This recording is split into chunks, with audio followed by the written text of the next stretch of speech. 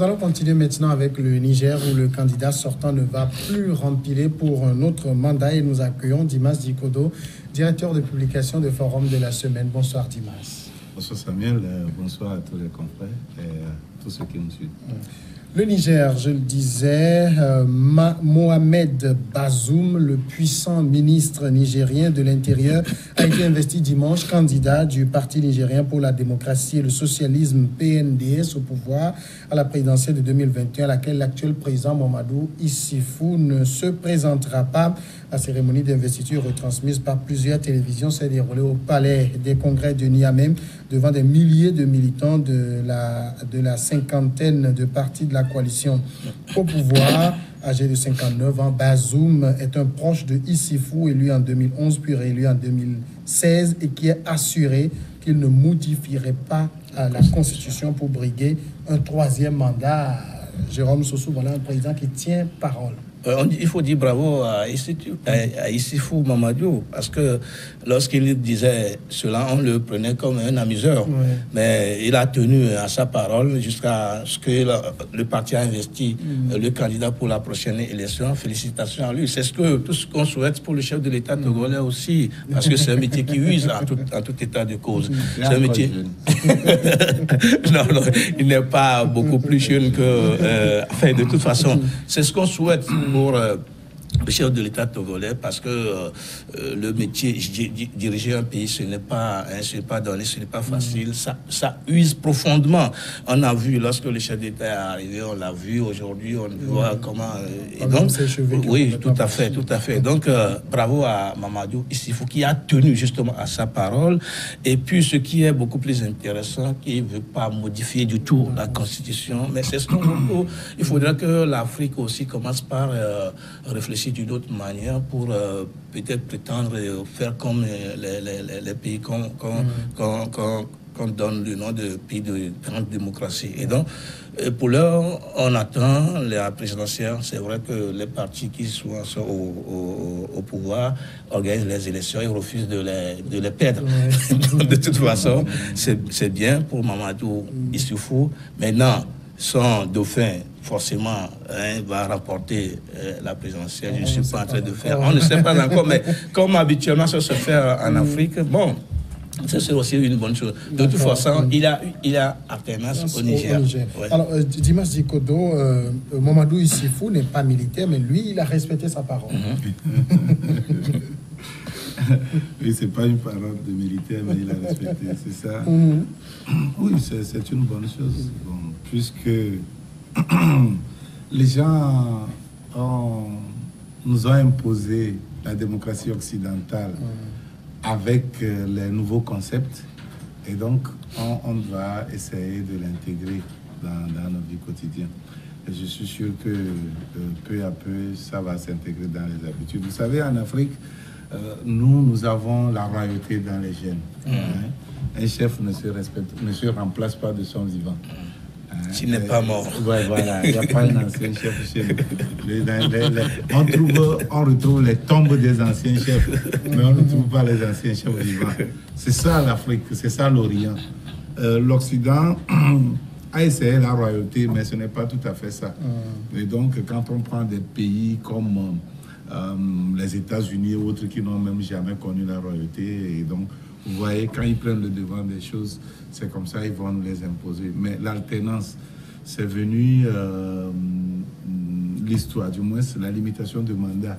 C'est venu tout récemment, c'est des nouveaux concepts liés à la démocratie. Si vous lisez les pères fondateurs de la démocratie, les concepteurs de la démocratie, vous n'allez jamais voir le problème de limitation de mandat ni de quoi que ce soit. La démocratie est basée en principe sur la séparation des pouvoirs. Les choses doivent être faites de manière que le pouvoir qui a tendance à écraser puisse être arrêté par un autre pouvoir. Et donc, c'est ça même la vraie conception de la démocratie. Mais le vrai développement n'est pas uniquement ça. Et je pense que la démocratie aussi, ce n'est pas uniquement ça. Si nous prenons le Niger avec le chef de PNDS Taraya, Mamadou Issifou, on va crier, tout le monde va crier. que oui, il y a la démocratie qui est respectée là-bas parce qu'il y a alternance, vous voyez, ou du moins parce qu'il a respecté la conception de la limitation de mandat. Mais au même moment, c'est des gens qui donnent des coups terribles à des adversaires politiques pour les écarter du jeu politique. Par exemple, le jeu de Amar Amadou, par exemple, qui a été trimballé, baladé un peu partout. Vous savez, moi j'ai eu la chance de participer à un de ces meetings, le meeting qui lui a créé des problèmes à Tillabéri, un grand meeting.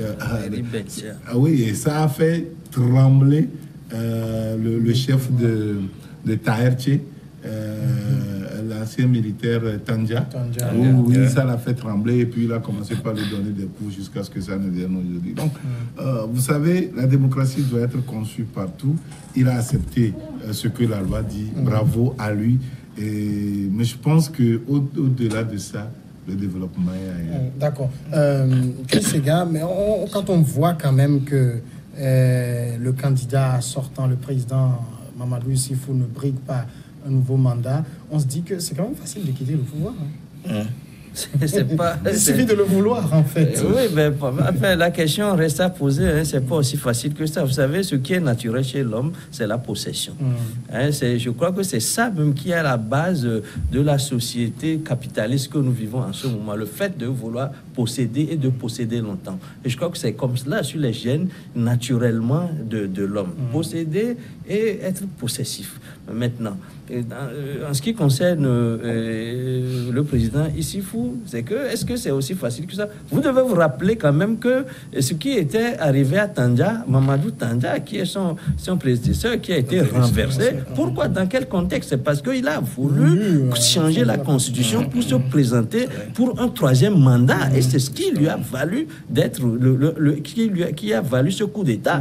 Et celui-là, il a pris le pouvoir en 2007. Mamadou Tandja quittait en 2015. Donc, vous comprenez que ce n'est peut-être pas de gaieté de cœur, mais il s'oblige à jouer le jeu parce qu'il sait que ce qui peut l'attendre si jamais il se mettait dans les pas de Mamadou Tandja, c'est peut-être aussi ce coup d'État. Et le coup d'État, ce n'est pas un jeu d'enfant.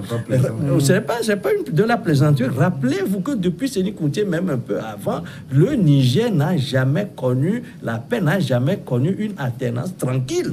Ce sera avec la première fois que cela arrivera avec le président Issifou. Donc ce pays-là n'a vécu que des troubles et des coups d'État à répétition. Donc je crois que cette caserne-là sont coutumières du fait du renversement du président. Donc il y a ce contexte-là que je crois il faut replacer pour comprendre le geste qu'il a, son geste. Il vaudrait mieux qu'il parte au bout de 2 années, de 2 mandats, que de vouloir changer la Constitution, ce qui n'est pas facile. Mais ce qui se passe généralement en Afrique maintenant, c'est que maintenant il y a certains présidents qui veulent jouer le jeu, c'est-à-dire mais qui ne veulent pas partir au bout d'un mandat, parce que lorsqu'il a fait 5 ans, on se rend compte que ce n'est pas tellement ça. Il veut au moins faire son deuxième mandat. Je crois que c'est ce que Dimassa a alors que lorsque on ne veut pas leur céder ce deuxième mandat, tout peut arriver.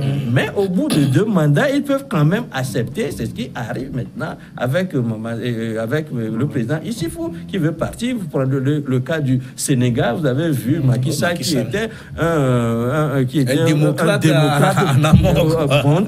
a quand même s'est offert quand même son deuxième mandat. C'est ce qui était arrivé en Guinée avec le président Conté qui s'est offert son deuxième mandat et qui était un démocrate bon terme, mais qui maintenant veut briguer un troisième mandat. Et à côté ici, il y a Talon. Il y a qui Talon. Dit ouvertement qu'il va faire mais qui veut son deuxième mandat. De quelle manière? Est-ce que réellement il faut comme mettre un gendarme derrière les chefs d'État qui acceptent de partir?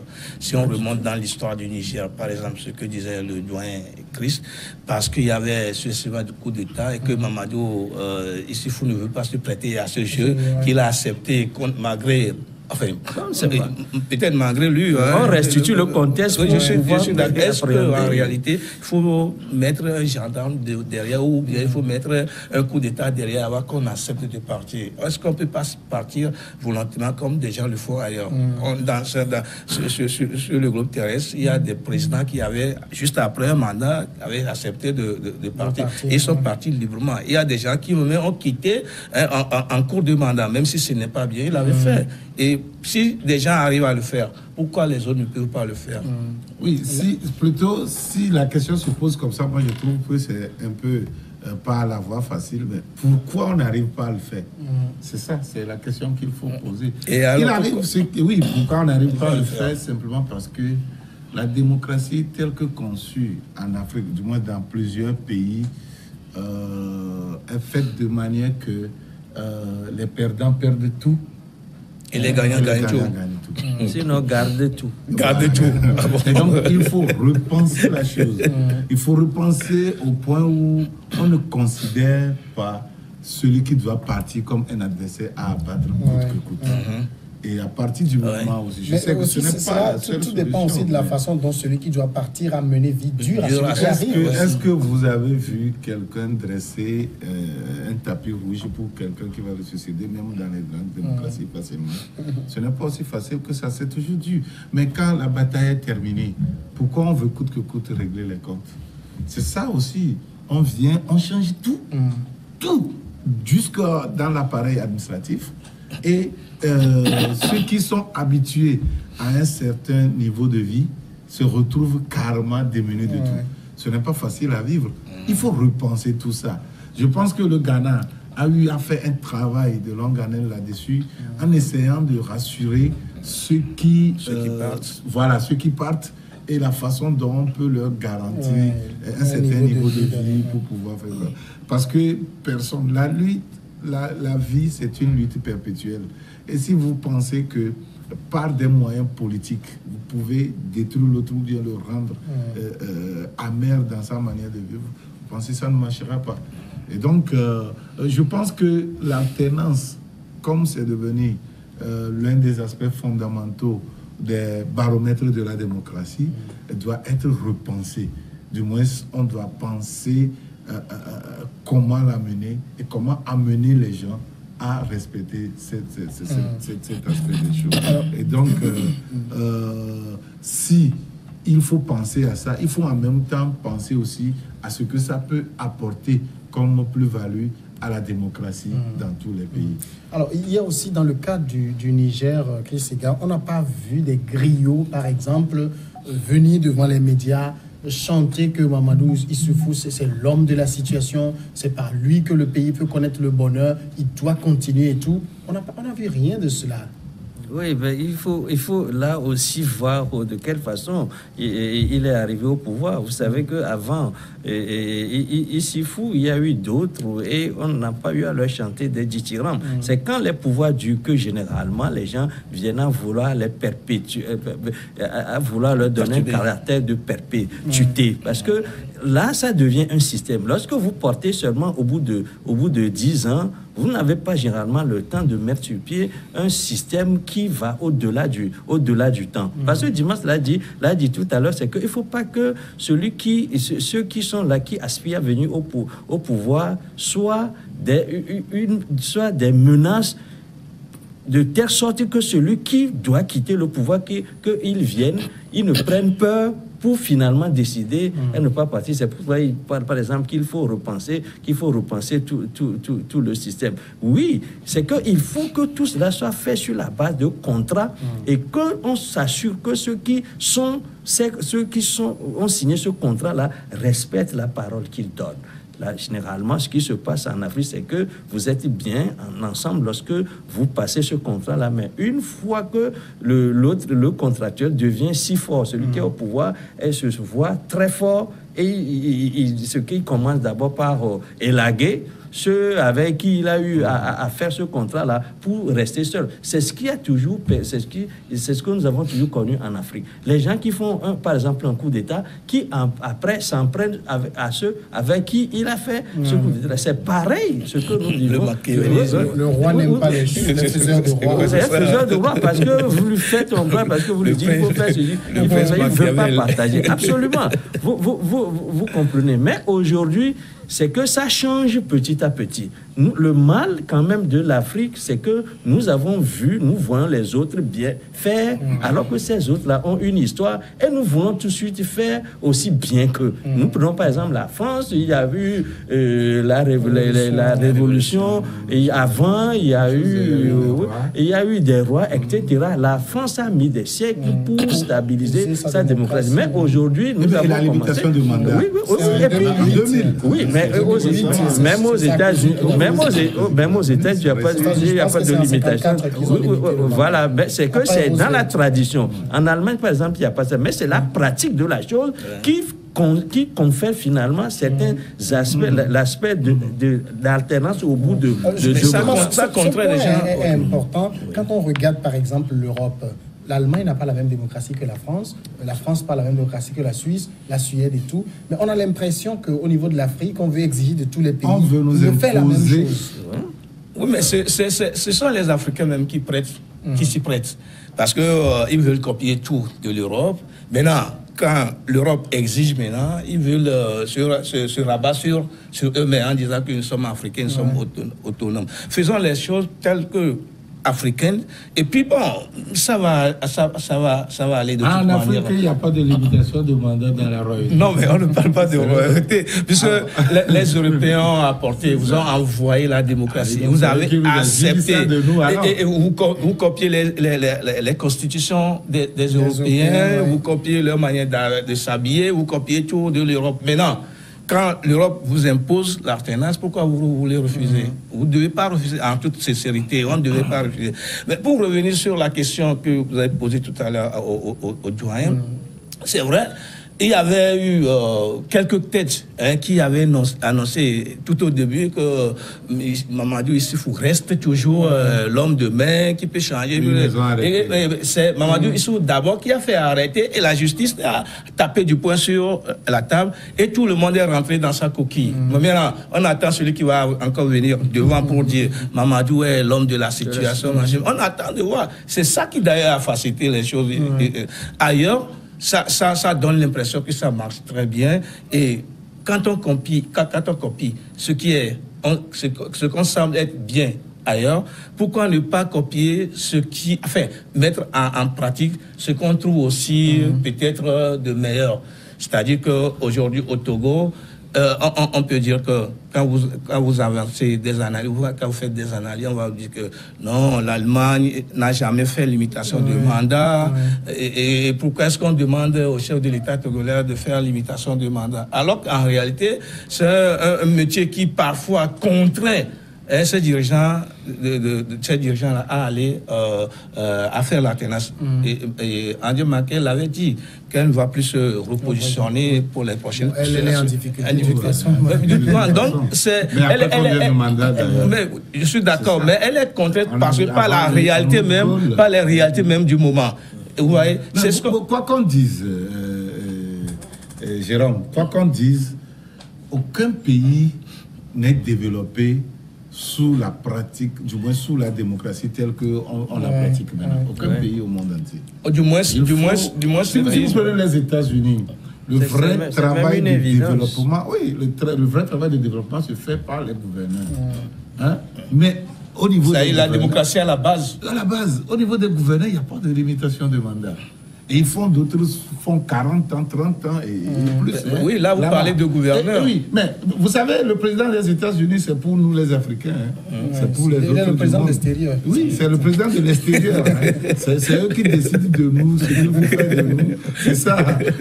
Mais le vrai travail de développement, s'il faut s'accrocher au développement, c'est ça. Si vous prenez l'Allemagne, la robustesse de l'économie allemande aussi dépend de son système politique. politique et de sa conception de la démocratie. Flexibilité. Oui. Il y a la flexibilité. Et vous voyez, on ne vous chasse pas. Ceux qui sont les vrais acteurs de développement, le vrai développement doit se faire dans la durée. Dans la durée. Et vous, si vous prenez par exemple la Chine. Peut-être ce qui contredit ce que vous dites, par exemple, quand on prend nos États en Afrique, bon, le Togo, c'est le pays que je connais le mieux, même le Bénin. Vous avez eu un Kérékou qui a fait 20 ans avant de faire la démocratie revenir. Vous avez eu un Yadema qui a fait 38 ans. Il y a eu des gens dans la durée. Qu'est-ce qu'ils ont fait pour le développement? Ils n'avaient pas fait. À l'époque. Qu'est-ce qu'ils ont eu? Il y a eu la durée, mais il n'y a pas eu le développement. Non, mais à l'époque, il n'y a ça n'a pas profité au pays. Ce n'était pas la démocratie. À l'époque, c'est l'obscurantisme. Ce n'était même pas la dictature. Si nous prenons la Chine aujourd'hui où tout le monde parle de la dictature, c'est ça qu'on appelle dictature. Mais à l'époque, nous, on avait pratiqué la tyrannie. C'était des valets locaux qui représentaient simplement les intérêts de l'Occident. C'est tout. On les fait faire des choses. Et si tu ne veux pas, on monte tes propres compatriotes contre toi. On te dégage. Vous voyez, on n'a pas encore eu à pratiquer la vraie démocratie dans toute sa splendeur et laisser. Mais moi, je pense que nos parents l'avaient pratiqué. Nos parents, dans l'ancien temps, s'il n'y avait pas ça, s'il n'y avait pas ce travail de développement, on n'allait pas découvrir les pyramides jusqu'à aujourd'hui, comme les grandes merveilles du monde. Vous voyez, non? Et donc, les empires qu'on a eu. Oui, les empires qu'on a eu, les empires. Oui, bien sûr. Vous voyez, non? Mais les Occidentaux pensent que c'est eux qui doivent nous apporter la démocratie. Et donc, on doit faire. C'est nous-mêmes, les Africains, qui acceptent ça. C'est tout. Non, on n'a pas le choix. Quand vous réunissez rapidement, pour vous céder la parole, quand vous réunissez à la boule, et on vous dit, bon, ben voilà, vous devez faire la conditionner l'aide. Voilà, on va conditionner. C'est parce que des gens veulent toujours rester pendant longtemps au pouvoir qu'ils acceptent ça. Si des gens refusent de rester pendant longtemps au pouvoir, pourquoi est-ce qu'ils vont accepter ce qui est importé, ce que vous ne maîtrisez même pas, le contrôle? On le maîtrise jusqu'à ce jour. Je ne sais pas quel pays africain va dire qu'il maîtrise suffisamment le contrôle de la démocratie. Il n'y en a pas. Non, et donc, vous voulez rester pendant longtemps au pouvoir, on vous envoie la démocratie acceptée. Si vous acceptez, vous restez pendant longtemps au pouvoir, on vous contrôle, mais plutôt avec la démocratie, on dit limitation de mandat. Non, mais c'est quelque chose de son contraire à la fois. Oui, je voudrais ajouter à ce que mes autres confrères disent que, vous savez, en Afrique, le modèle social que nous avons n'est pas pareil à ce qu'on a, par exemple, en Europe. Vous savez, en Afrique, pendant longtemps, le peuple n'est pas demandeur de développement, n'est pas aussi exigeant envers ses dirigeants que les peuples occidentaux le sont avec leurs dirigeants. Est-ce que c'est pas parce qu'on étouffait ce peuple-là? Non, c'est parce que nous sommes une société qui est basée sur l'ethnie. Et les ethnies, c'est un cloisonnement. Chacun est dans son camp, travaille sa petite terre et puis ne voit que pas plus loin que l'horizon que dessine cette terre, qui n'est, voilà, tout simplement. Parce que qui considère que c'est normal qu'il aille au champ, plante son manioc, mange son manioc, ne transforme pas. C'est cette société traditionnelle-là que nous avons dont nous avons fait la promotion en Afrique pendant longtemps, et cette société-là a rattrapé nos dirigeants qui sont à leur essai à partir des années 1960, qui sont en train d'importer un modèle de démocratie de l'Occident alors qu'ils n'en ont pas du tout la maîtrise ni les clés. Ils donnent dans les caricatures, etc.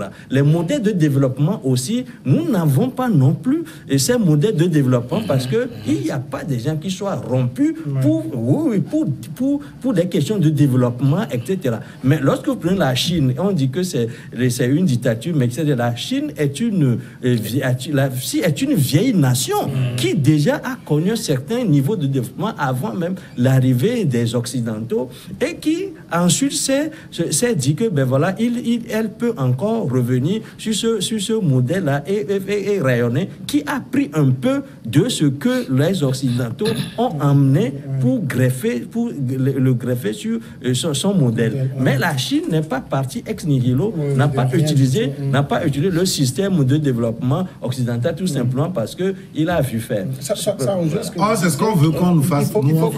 C'est pas la même société. Ce que je voudrais ajouter rapidement, c'est que ici, nous sommes en Afrique dans une société de partage. Et cette société de partage, de solidarité, en impose à un chef. Lorsqu'il y en a pour un, il y en a pour deux. Lorsqu'il y en a pour deux, il y en a pour trois. Lorsque le président arrive, par exemple, au pouvoir, parfois, ils ont bien envie de partir au bout de 2 mandats, mais il